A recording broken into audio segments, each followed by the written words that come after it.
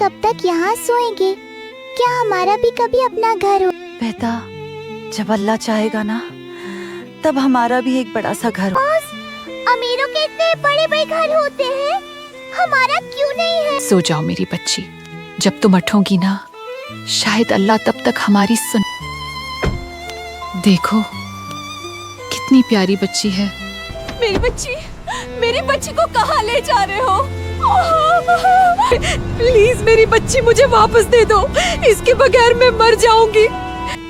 या अल्लाह, मेरी बच्ची की हफ्तात करना।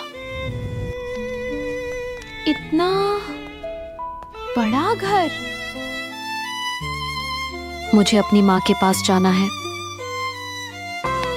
वाकई माँ जैसा प्यार दुनिया में कोई नहीं दे सकता। मुझे आपके बगैर कुछ भी अच्छा नहीं लगा। मैं तुम्हें कितना याद करती थी। आज से ये घर आप दोनों का है। मत रो बेटा, मैं हूँ ना। अम्मी मुझे डर लग रहा है। हर चीज ठीक हो जाएगा मेरी जान। अम्मी मैं तुमसे बहुत प्यार करती हूँ बेटा।